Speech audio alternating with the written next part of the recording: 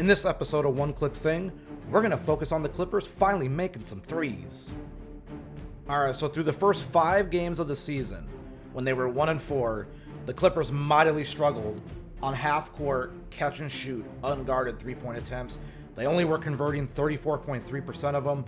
These stats are courtesy of Synergy Sports.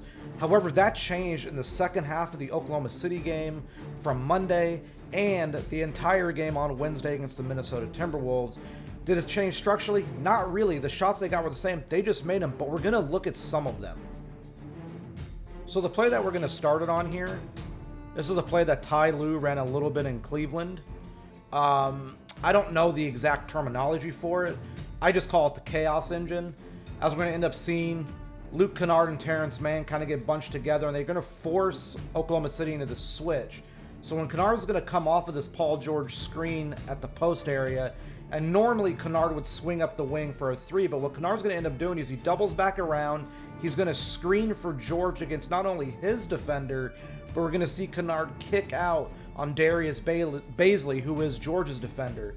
Passes on time as George curls up the wing. This is an open 3. It's the type of looks that the Clippers are able to generate, and if they're able to do it for Paul George, this is a good thing since he is their best player. Another way to generate high-quality looks is to push the ball a little bit and kind of force a defense to have to react to what you're doing in a split-second notice. You know, Clippers are down 3. Paul George is pushing the ball up the floor. As he pushes here, we're going to notice that Shai Gilgeous-Alexander is rotating over off of Luke Kennard. And then when George picks the ball up above his head, he's looking at a player. And the player that he's looking at is Nicholas Batum above the arc. What this ultimately means is that Batum's defender here has to account for the fact that George is looking at Batum, which is going to leave Kennard open on the weak side as he lifts up the wing. George steps through, hits Kennard. This is a great look for a great shooter. Kennard bangs this home, and the Clippers, out of seemingly nowhere, have tied a game that they were desperately needing to win. We're jumping ahead to Wednesday's game against Minnesota now. Clippers ran this action quite a bit last season. Screen by Zubac at the elbow for George. This initiates the action for the Clippers, because what ends up happening is called a little Chicago action. It's a DHO, a dribble handoff into a down screen or a ball screen by Zubac. And what ends up happening is Zubac is going to slip this and roll. McDaniels is pointing to Anthony Edwards to stay rooted at the elbow to switch. But Edwards gets caught watching the roller, and because of that, Batum lifts up the wing. This is a nice look for Nico. He struggled a little bit from 3 to open the season, but he had a great game in Minnesota and makes this one. The use of high ball screen action can create a lot of chaos for teams defensively, if we're being honest.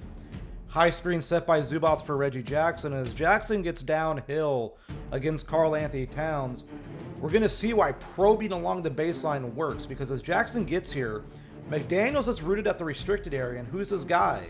Nicholas Batum, open in the corner again, and Jackson's going to find him. There's no weak side rotation. There's no helping on the closeout. Batum's open. It's a great look. He makes this one, and if Batum gets rolling, especially from the corners, the Clippers are dangerous. A simple thing as a ball screen at half court can also open you up. Here it is. Ball screen by Jackson to help George alleviate the pressure and not have to go against a full court press. This forces Minnesota into a switch here, and they bottle this because Jordan McLaughlin switches onto George, but Jared Vanderbilt thinks he has to recover, but now 2 on the ball. That's a problem because as Ivica Zubac runs the lane, Zubac is going to pull Towns further into the paint. And the ultimate benefit of this is that Reggie Jackson's going to be left open on one simple pass from George. Ball's going to get to Jackson. There's no defender within a mile of him. For a guy like Reggie Jackson, if you leave him this open, he will make you pay, and he made Minnesota pay all game. Final play that we're going to look at here is Clipper staple, small pick and roll. Jackson initially runs up to set it, but he halts. He's going to rescreen the other side. And the reason he does this is because he wants to open up the empty side pick and roll here. McLaughlin's going to jump up high. They come to the level of the screen in Minnesota. What's the best way to beat that? You slip it. You slip the screen. So Jackson's going to do exactly that. As Jackson pops out, he catches here and can just take the long 2, but instead, He's going to back up to the 3.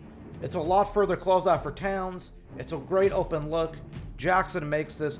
Hopefully this stuff gets the Clippers rolling for the next few games.